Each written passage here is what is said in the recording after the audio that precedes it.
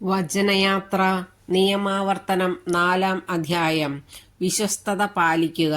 ഇസ്രായേലെ, നിങ്ങൾ ജീവിക്കേണ്ടതിനും നിങ്ങൾ ചെന്ന് നിങ്ങളുടെ പിതാക്കന്മാരുടെ ദൈവമായ കർത്താവ് തരുന്ന ദേശം കൈവശമാക്കേണ്ടതിനും ഞാനിപ്പോൾ പഠിപ്പിക്കുന്ന ചട്ടങ്ങളും കൽപ്പനകളും അനുസരിക്കുവിൻ.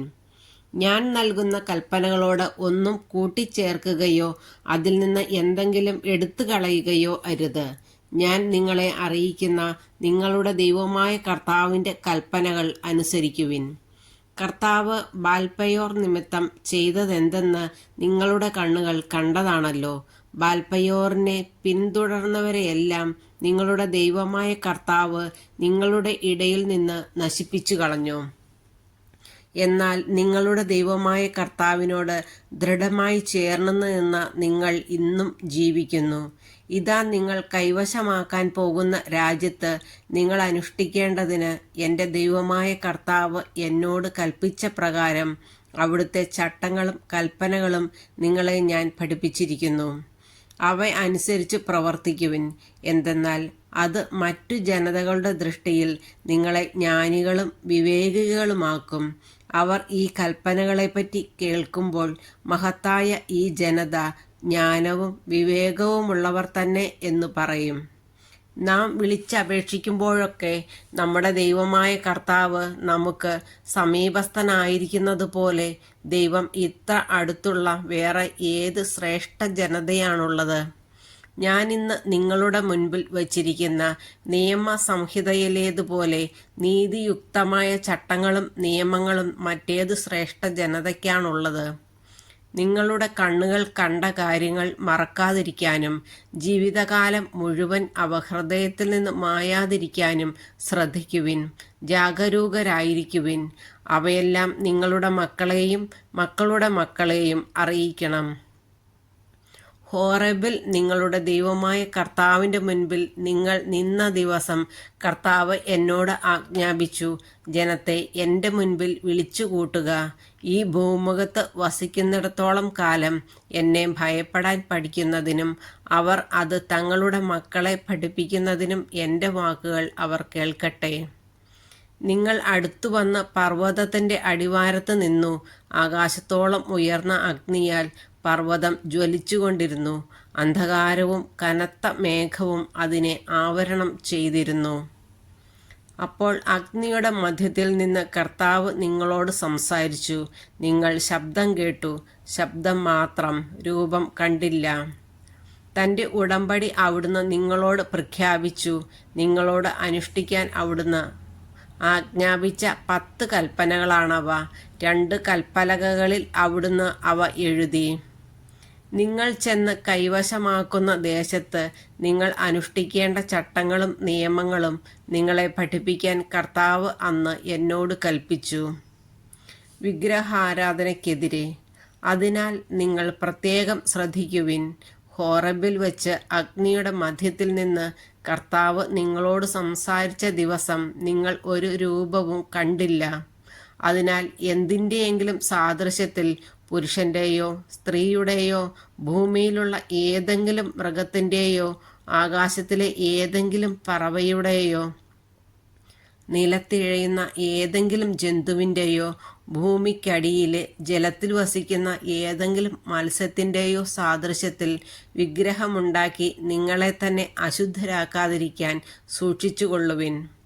നിങ്ങൾ ആകാശത്തിലേക്ക് കണ്ണുകൾ ഉയർത്തി സൂര്യനെയും ചന്ദ്രനെയും നക്ഷത്രങ്ങളെയും എല്ലാ ആകാശഗോളങ്ങളെയും കണ്ട് ആകൃഷ്ടരായി അവയെ ആരാധിക്കുകയും സേവിക്കുകയും ചെയ്യാതിരിക്കാൻ പ്രത്യേകം ശ്രദ്ധിച്ചുകൊള്ളുവിൻ. അവ ആകാശത്തിൻ്റെ കീഴിലുള്ള എല്ലാ ജനതകൾക്കും വേണ്ടി നിങ്ങളുടെ ദൈവമായ കർത്താവ് നൽകിയിരിക്കുന്നവയാണ്. ഇന്നത്തെ പോലെ നിങ്ങൾ തൻ്റെ സ്വന്തം ജനമായിരിക്കേണ്ടതിന് കർത്താവ് നിങ്ങളെ സ്വീകരിക്കുകയും ഈജിപ്താകുന്ന ഇരുമ്പു ചൂളയിൽ നിന്ന് പുറത്ത് കൊണ്ടുവരികയും ചെയ്തിരിക്കുന്നു. മാത്രമല്ല, നിങ്ങൾ മൂലം കർത്താവ് എന്നോട് കോപിച്ചു. ഞാൻ ജോർദാൻ കടക്കുകയോ നിങ്ങളുടെ ദൈവമായ കർത്താവ് നിങ്ങൾക്ക് അവകാശമായി നൽകുന്ന വിശിഷ്ടദേശത്ത് പ്രവേശിക്കുകയോ ചെയ്യുകയില്ലെന്ന് അവിടുന്ന് എന്നോട് ശപഥം ചെയ്തു. ആകയാൽ ഞാൻ ഈ ദേശത്തു വച്ച് മരിക്കും, ജോർദാൻ കടന്നു പോകില്ല. എന്നാൽ നിങ്ങൾ കടന്നു ചെന്ന് ആ വിശിഷ്ടദേശം കൈവശപ്പെടുത്തും. നിങ്ങളുടെ ദൈവമായ കർത്താവ് നിങ്ങളുമായി ഉണ്ടാക്കിയ ഉടമ്പടി മറക്കാതിരിക്കാനും അവിടുന്ന് വിലക്കിയിട്ടുള്ളതുപോലെ എന്തിൻ്റെയെങ്കിലും സാദൃശ്യത്തിൽ വിഗ്രഹമുണ്ടാക്കാതിരിക്കാനും ശ്രദ്ധിക്കുവിൻ. എന്തെന്നാൽ നിങ്ങളുടെ ദൈവമായ കർത്താവ് ദഹിപ്പിക്കുന്ന അഗ്നിയാണ്, അസഹിഷ്ണുവായ ദൈവമാണ്. നിങ്ങൾക്ക് മക്കളും മക്കളുടെ മക്കളും ജനിക്കുകയും നിങ്ങൾ അവിടെ വളരെക്കാലം താമസിക്കുകയും ചെയ്യുമ്പോൾ എന്തിൻ്റെയെങ്കിലും സാദൃശ്യത്തിൽ വിഗ്രഹമുണ്ടാക്കി നിങ്ങളെ തന്നെ അശുദ്ധരാക്കുകയും നിങ്ങളുടെ ദൈവമായ കർത്താവിൻ്റെ കോപം ജ്വലിക്കുമാറ് അവിടുത്തെ മുൻപിൽ തിന്മ പ്രവർത്തിക്കുകയും ചെയ്താൽ, ഞാനിന്ന് ആകാശത്തെയും ഭൂമിയെയും നിങ്ങൾക്കെതിരെ സാക്ഷികളാക്കി പറയുന്നു, ജോർദാൻ കടന്ന് നിങ്ങൾ കൈവശമാക്കാൻ പോകുന്ന ദേശത്തു നിന്ന് നിങ്ങൾ അറ്റുപോകും. അവിടെ നിങ്ങൾ ദീർഘകാലം വസിക്കുകയില്ല, നിങ്ങൾ നശിപ്പിക്കപ്പെടും. കർത്താവ് നിങ്ങളെ ജനതകളുടെ ഇടയിൽ ചിതറിക്കും, നിങ്ങളിൽ ചുരുക്കം പേർ മാത്രം അവശേഷിക്കും. അവിടെ മനുഷ്യനിർമ്മിതമായ ദൈവങ്ങളെ കാണുകയോ കേൾക്കുകയോ ഭക്ഷിക്കുകയോ ഘ്രാണിക്കുകയോ ചെയ്യാത്ത കല്ലിനെയും തടിയെയും നിങ്ങൾ സേവിക്കും. എന്നാൽ അവിടെ വച്ച് നിങ്ങളുടെ ദൈവമായ കർത്താവിനെ പൂർണ്ണ ഹൃദയത്തോടും പൂർണ്ണ ആത്മാവോടും കൂടെ അന്വേഷിച്ചാൽ നിങ്ങൾ അവിടുത്തെ കണ്ടെത്തും. നിങ്ങൾക്ക് ക്ലേശമുണ്ടാവുകയും അവസാന നാളുകളിൽ ഇവയൊക്കെയും നിങ്ങൾക്ക് സംഭവിക്കുകയും ചെയ്യുമ്പോൾ നിങ്ങൾ നിങ്ങളുടെ ദൈവമായ കർത്താവിങ്കലേക്ക് തിരിയുകയും അവിടുത്തെ സ്വരം ശ്രവിക്കുകയും ചെയ്യും. നിങ്ങളുടെ ദൈവമായ കർത്താവ് കരുണയുള്ള ദൈവമാണ്. അവിടുന്ന് നിങ്ങളെ കൈവിടുകയോ നശിപ്പിക്കുകയോ നിങ്ങളുടെ പിതാക്കന്മാരോട് ശപഥം ചെയ്തിട്ടുള്ള ഉടമ്പടി വിസ്മരിക്കുകയോ ഇല്ല. കഴിഞ്ഞ കാലത്തെപ്പറ്റി ദൈവം മനുഷ്യനെ ഭൂമുഖത്ത് സൃഷ്ടിച്ചതു മുതലുള്ള കാലത്തെപ്പറ്റി ആകാശത്തിൻ്റെ ഒരറ്റം മുതൽ മറ്റേ അറ്റം വരെ ചോദിക്കുക. ഇതുപോലൊരു മഹാസംഭവം എന്നെങ്കിലും ഉണ്ടായിട്ടുണ്ടോ? ഇതുപോലൊന്ന് കേട്ടിട്ടുണ്ടോ?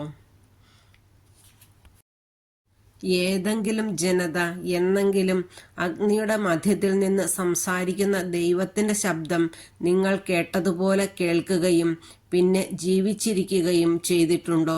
നിങ്ങളുടെ ദൈവമായ കർത്താവ് ഈജിപ്തിൽ വച്ച് നിങ്ങൾ കാണുകെ നിങ്ങൾക്ക് വേണ്ടി ചെയ്തതുപോലെ മഹാമാരികൾ, അടയാളങ്ങൾ, അത്ഭുതങ്ങൾ, യുദ്ധങ്ങൾ, കരബലം, ശക്തിപ്രകടനം, ഭയാനക പ്രവർത്തികൾ എന്നിവയാൽ തനിക്കായി ഒരു ജനതയെ മറ്റൊരു ജനതയുടെ മധ്യത്തിൽ നിന്ന് തിരഞ്ഞെടുക്കാൻ ഏതെങ്കിലും ദൈവം എന്നെങ്കിലും ഉദ്യമിച്ചിട്ടുണ്ടോ?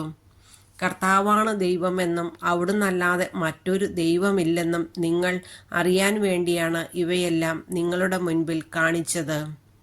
നിങ്ങളെ പഠിപ്പിക്കാൻ ആകാശത്തുനിന്ന് തൻ്റെ സ്വരം നിങ്ങളെ കേൾപ്പിച്ചു.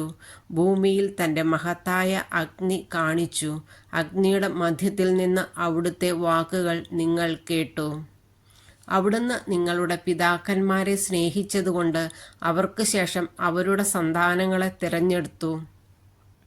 അവിടുന്ന് തൻ്റെ മഹാശക്തിയും സാന്നിധ്യവും പ്രകടമാക്കിക്കൊണ്ട് നിങ്ങളെ ഈജിപ്തിൽ നിന്ന് കൊണ്ടുവരികയും ചെയ്തു.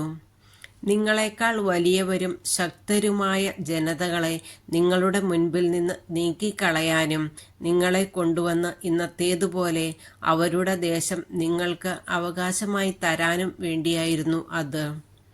മുകളിൽ സ്വർഗത്തിലും താഴെ ഭൂമിയിലും കർത്താവല്ലാതെ മറ്റൊരു ദൈവമില്ലെന്ന് ഗ്രഹിച്ച് അത് ഹൃദയത്തിൽ ഉറപ്പിക്കുവിൻ.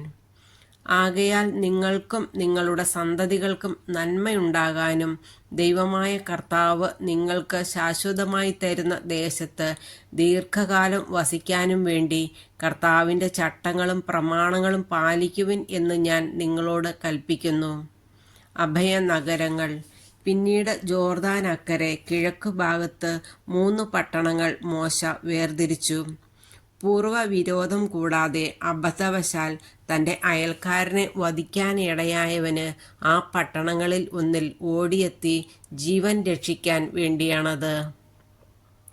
മരുഭൂമിയിലെ സമതല പ്രദേശത്ത് സ്ഥിതി ചെയ്യുന്ന ബേസർ, റൂബൻ, വംശജർക്കും, ഗിലെയാദിലുള്ള റാമോത്ത് ഗാദ് വംശജർക്കും, ബാഷാനിലുള്ള ഗോലാൻ മനാസെ വംശജർക്കും വേണ്ടിയാണ്.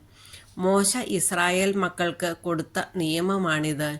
ഈജിപ്തിൽ നിന്ന് പുറത്തു കടന്നതിന് ശേഷം കൽപ്പിച്ച അനുശാസനങ്ങളും ചട്ടങ്ങളും നിയമങ്ങളും. ജോർദാന്റെ മറുകരെ ബെത്പയോറിനെതിരെയുള്ള താഴ്വരയിൽ വച്ചാണ് മോശ ഈ കൽപ്പനകൾ നൽകിയത്. ഈജിപ്തിൽ നിന്ന് പുറത്തു കടന്നതിന് ശേഷം മോശയും ഇസ്രായേൽ ജനവും തോൽപ്പിച്ച ഹെഷ്ബോണിൽ താമസിച്ചിരുന്ന അമോര്യ രാജാവായ സീഹോന്റെ രാജ്യത്തിലായിരുന്നു ബെത്പയോർ. അവർ സീഹോന്റെ രാജ്യവും ബാഷാനിലെ രാജാവായ ഓഗിന്റെ രാജ്യവും കൈവശമാക്കി. ജോർദാനക്കരെ കിഴക്കുഭാഗത്ത് വസിച്ചിരുന്ന അമോര്യ രാജാക്കന്മാരായിരുന്നു അവർ. അർണോൺ നദിയുടെ തീരത്ത് സ്ഥിതി ചെയ്യുന്ന അരോവേർ മുതൽ സിയോൻ മല, അതായത് ഹെർമോൺ വരെയും, ജോർദാന്റെ മറുകരെ കിഴക്കു ഭാഗത്തുള്ള അരാബ മുഴുവനും, പിസ്ഗായുടെ ചെരുവിന് താഴെയുള്ള അരാബ കടൽ വരെയുമാണ് അവർ കൈവശപ്പെടുത്തിയത്.